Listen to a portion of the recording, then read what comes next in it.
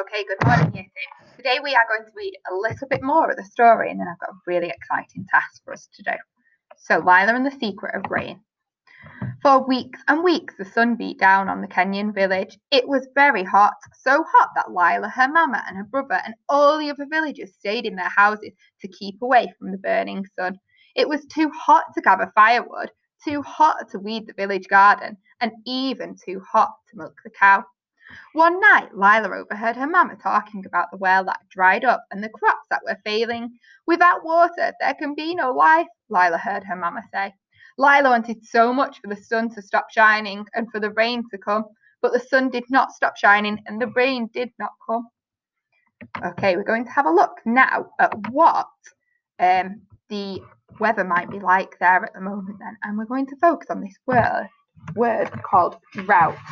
So you should have been able to see on your knowledge archives that were in your pack last time from our learning challenge that drought was in there as well. Like I said yesterday and the day before, we're linking this to our learning challenge, aren't we, to do with where would we rather live.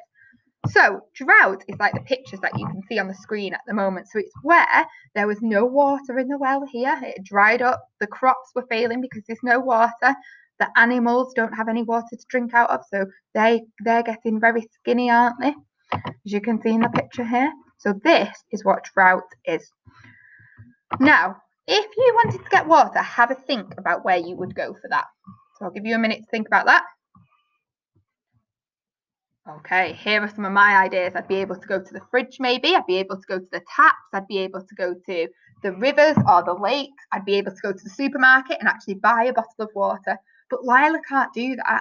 Where she gets her water from, the well, the hole in the ground, it's dried up. So I want you to have a think about why water is more precious to Lila. And I'd like you to say out loud the sentence stem in a minute. I think water is more precious to Lila because, and give your reason.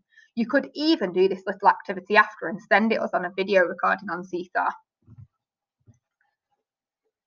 Okay, my idea for why water is more precious to Lila is because she's not got it there available. We know we can get water if we need to, so we don't think about it too much, whereas Lila has to walk to the well to try and get the water, and if that dries up, she can't get any, which means that the crops fail, so she can't get access to food. The animals obviously can't drink and eat properly.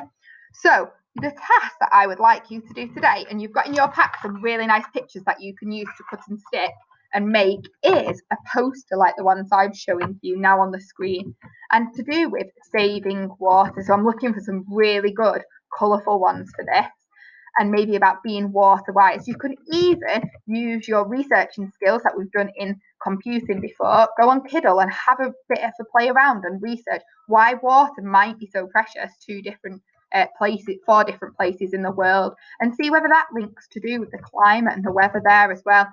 So you've got these pictures that you're able to cut out and stick on a piece of paper and make a poster. The best ones will be receiving some comments on Seesaw, and I cannot wait to see them all, and maybe even print them out and put them around school so the children who are in school can have a look at them. Happy learning, and don't forget to share everything on Class Dojo or Seesaw.